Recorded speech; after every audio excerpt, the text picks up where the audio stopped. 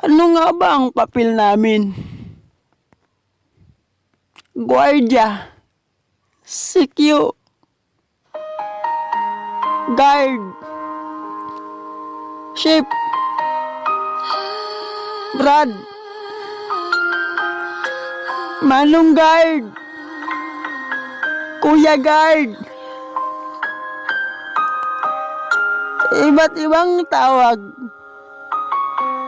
Pero iisa lang ang kahulugan. Ngunit, ano nga ba ang gwardiya? Gwardiya ka lang. Trabahong tamad yan.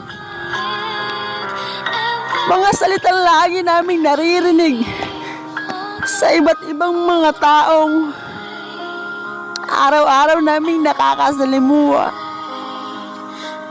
Oo, gwardiya lang ako. Gwardiya.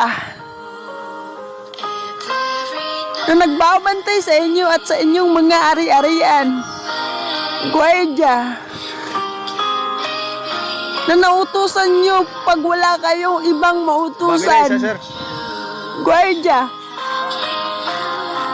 Na handang sumagot sa inyong mga katanungan. Gwardiya. Na unang sasalubong at babati sa inyo pag pumasok kayo sa mga mall at kumpanya. Gwardiya. Na nag-inspection ng mga bag at gamit nyo para sa seguridad ng lahat. Gwardiya. Na una nyong hinahanap kapag kayo ay nawawalan. Gwardiya. Na tinatawag nyo at hinahanap kapag mayroong kaguluhan. Gwardiya. Na handang mainitan at maulanan, mapayungan lang kayo. Gwardiya. Na handang tumayo maghapon para lamang sa inyo. Gwardiya. Na handang magpagod at magpuyat magampanan lamang namin ang aming trabaho. Gwardiya. Na handang magbuhis ng buhay para lamang kayo ay maprotektahan. Gwardiya. Na handang saluhin ang bala sa oras ng kagipitan. Gwardiya. Nakahandang umaksyon at makipaglaban sa mga masasanang loob, maprotektahan lang kayo. Gwardiya. Na unang mamatay bago kayo kapag wala pa ang mga pulis. Oo, gwardiya lang kami. Pero mga tao rin kaming nasasaktan. Kapag kami ay inyong minumura at inalipusta na handang tumanggap ng masasakit na salita. Kung ano man ang mga ginagawa namin sa oras ng trabaho, ito ay naayon lamang sa mga batas. Kung kayo ay aming natatapatan, mas lalo na kami. Nadudugisan nyo ang aming mga uniforme.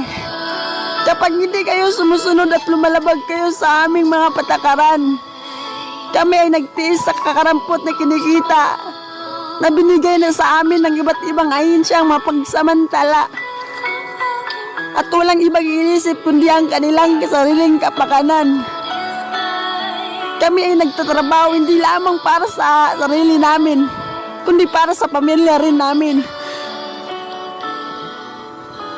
Ngunit ang para sa amin ay hindi naibigay ng tama. At ang mga benepisyo ay kulang-kulang. At kung kami ay mamalasin, wala man lang matatanggap. Kahit marangal o pagkilala man lang. Sa halip ay pang-aalipusta at sinasabing kami ay naging pabaya. At sa mga trabahong nagkulang. Kaya sana kami ay humihiling na kung hindi nyo man kayang igalang aming uniforme, ay igalang nyo naman lang kami.